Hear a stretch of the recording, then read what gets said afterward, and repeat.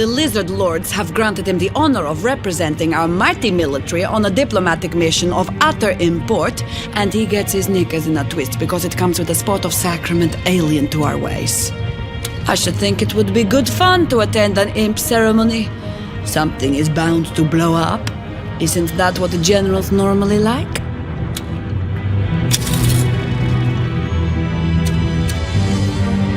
I must say, I don't envy Edmund, Commander. He's to bow and scrape afore an imp of all things. If 'twere any other general, I'd publicly protest. But that conceited tosser deserves to kiss dust once in a while. Remind him he walks the earth just like the rest of us. Well, except you, perhaps. Imps, Commander. Are they not truly the lowliest of all the races? Were it not for the hint of demon cunning in their blood, we most probably wouldn't speak to them as much as serve them for supper with a series of seasonal stuffings. As it is, however, the Lizard Lords have deemed it fit to strengthen the military cooperation between ourselves and those demoniacal dewdrops. I'd exhale an existential sigh upon the hearing of such folly, yet give it no further thought but for one devilish detail in the treaty. It is I, as our foremost general, who must, quite literally, stoop to inspect their armies. An impish high priest will be present, figures fit for farce that are greeted and received with ridiculous amounts of highly ritualized protocol. As Henry might say, Commander, I'd rather lick marmalade from an orc's behind than bow to an imp. My very reason for currying your draconic benevolence at this hour. Certainly I have your blessing to abstain from these grotesque formalities and tend to business rather than etiquette. Your wish, my command, et sorry cetera. But if there indeed be hoops, the snapping of little necks will be added to the ritual. Impressive victory, Commander. You fight like a lion, which is almost as good as a lioness.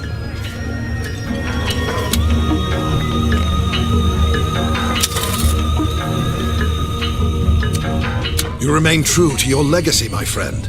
Before the dragon unfurls only victory. My privilege, Commander.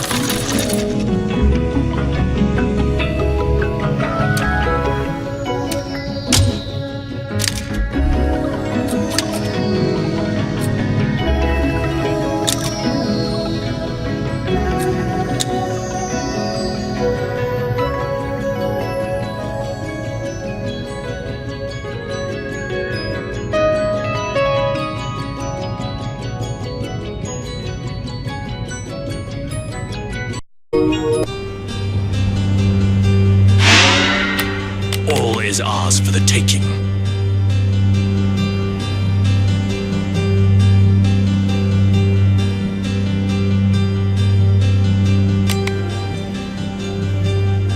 Of course, my lord. We fight for freedom.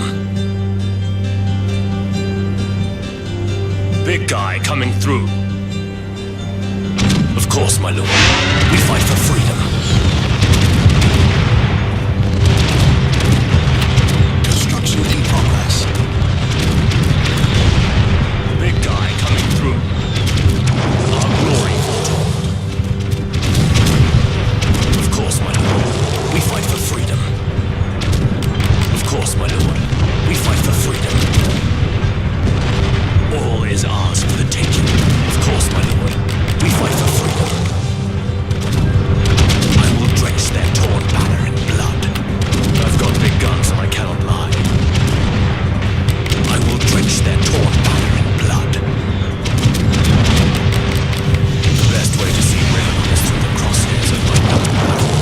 Who will break? Who will bend? All is ours for the taking. All is ours for the taking. I will drench their torn banner in blood. Our glory foretold. Big guy coming through. I will drench their torn banner in blood. Our glory foretold. It'll be built in a jiffy. That's impossible, Commander. Big guy coming through. All is ours for the taking.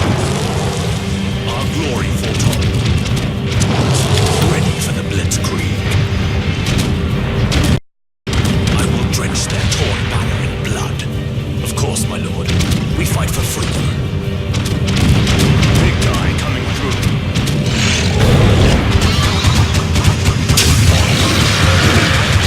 We're getting pinned here.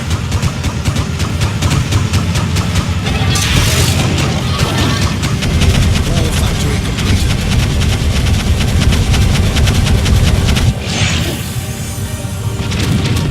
Our glory foretold. Unit is being manufactured, Commander. Our glory foretold.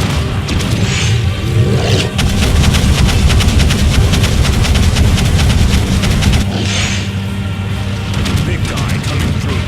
Construction in progress. All is ours for the taking. Of course, my lord. We fight for freedom. All is ours for the taking. Of course, my lord. We fight for freedom.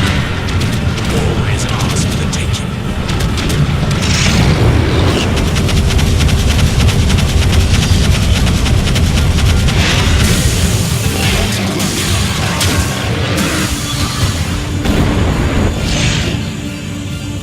Our glory foretold. Where's the target practice? That's in.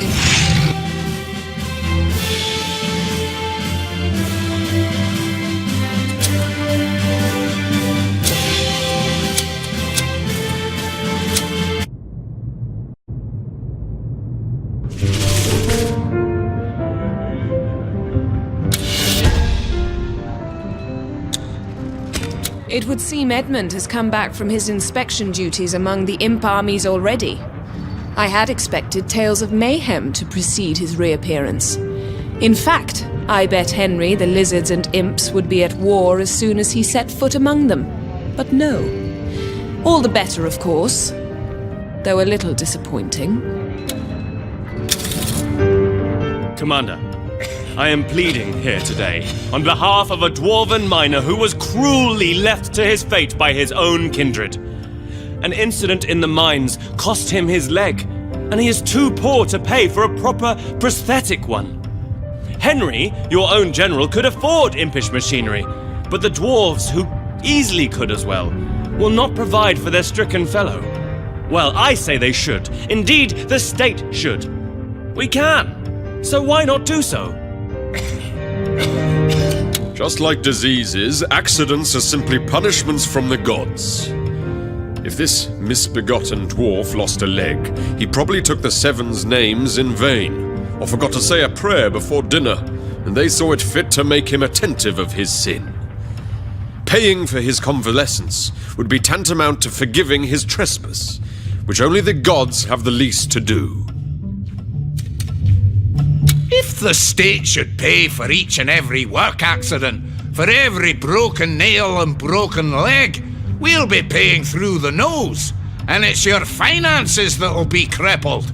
Mark my words, Commander. Listen to that bleeding heart elf, and the treasury will bleed the more for it. Oberon's tale is a shocking one, Commander. If this miner suffered such a dreadful injury while working, then the mining corporation in charge should pay for his treatment. And if they won't or cannot, then yes, the nation should. There are more with a prosthetic limb than without among us imps. Comes with the territory, I suppose. All those volatile war machines. Most of our top inventors have more metal than meat to them. And of course, it's only fair the government chips in where they can. The people deserve a kind emperor and a generous one too. You are both, Commander. So then you do forgive, and you do what is the prerogative of the Seven. Remember pride and fall, Commander. It's a long way down from the Raven.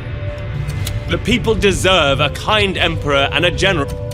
But this will cost us millions! Once word gets out, every lazy bones in the land will feign a headache and cash a handout.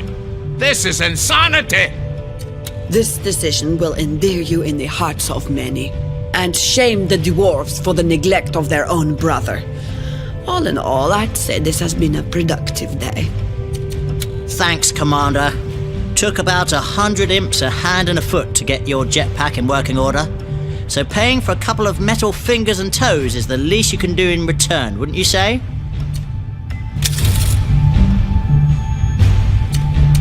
Frightfully boring folk, those lizards, Commander. That general of yours held our high priest hostage with board games and chatter. Our engineers built a great tower just to blow it up again. A great gift for the envoy of our allies. But did he come and watch? No. Preferred conversation to combustion. What a nincompoop. Commander, no doubt you rejoice at my swift return from the land of imps, that borough of blight, that cyst in civilization. Returned have I to more glorious heights. The gods I'd thank if I believed in any. Do forgive me if I appear exceptionally smug today, but I was very flattered, you see, to witness how my reputation precedes me even into the very crevices of the world. The imps had heard of my approach and my modicum of resentment for their rituals.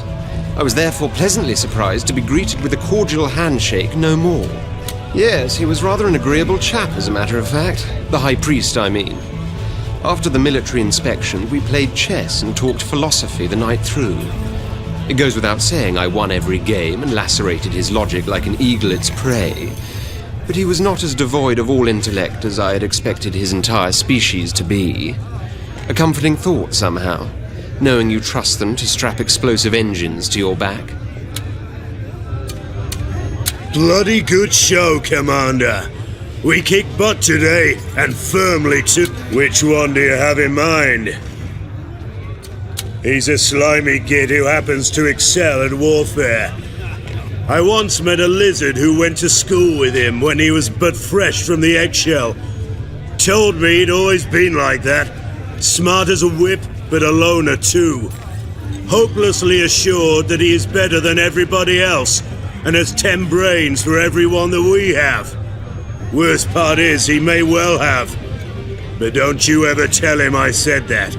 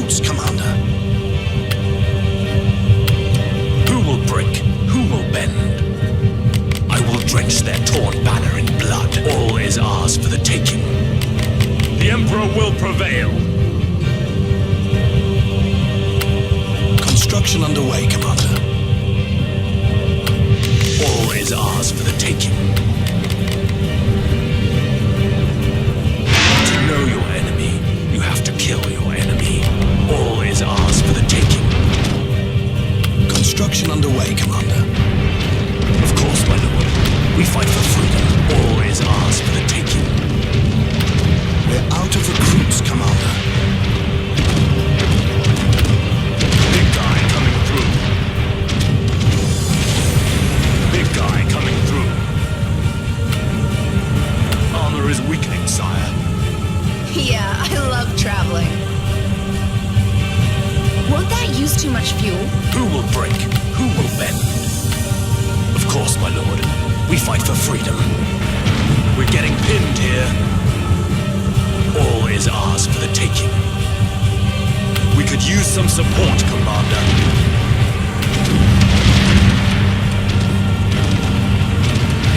Big guy coming through. Who will break? Who will bend? The Emperor will prevail. I will drench their torn banner in blood. All is ours for the taking.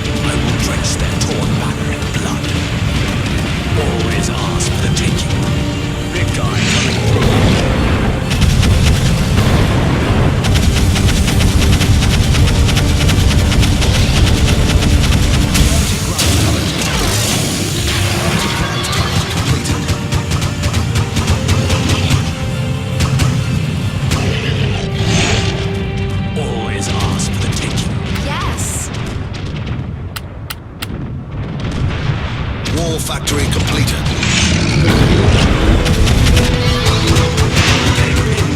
Save us, Commander! Save us!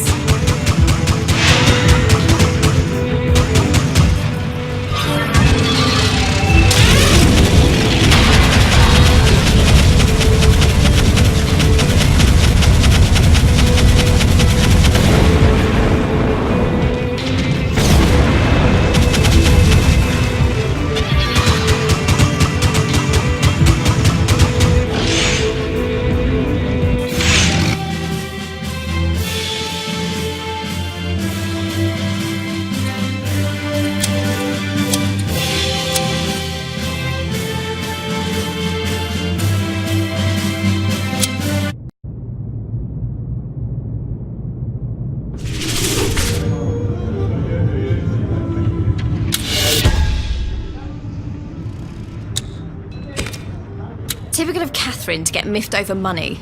I don't care what they pay me as long as I get to brawl and booze. When Catherine is out of sorts, there seems to be no escaping her ire, Commander.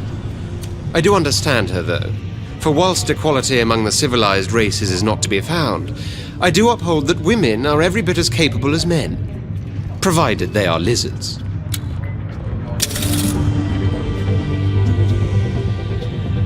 Yikes, what a vixen! Can't dear old Kathy be happy with the wages she gets? Not like she has to cook or clean. Listen here, Commander, for I have a matter of great import that I should like to bring to your attention. In the realm I ruled, that rule was absolute, as was that of my vassals, women all, of course. We concerned ourselves with matters of mastery and the mind. Men with all things menial, according to the natural order. On this ship, however, I find myself trapped amid so many cocks of the walk, the one more swollen with self-importance than the next, only to discover these pompous windbags actually earn more wages than Scarlet, Prospera, or I do. If anyone, it is we of the superior sex who should sooner receive more silver and gold than those of the savage variety. You'll set right this iniquity, Commander, and you'll do it now. Good. So you should. And I hope this is the last of such nonsense I've had to deal with. Yikes, what a... Grumio the writer.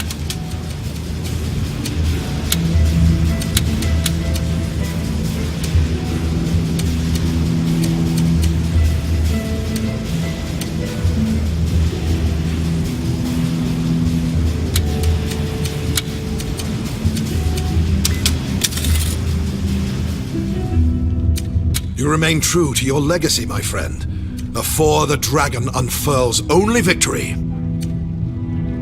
Gladly shall I...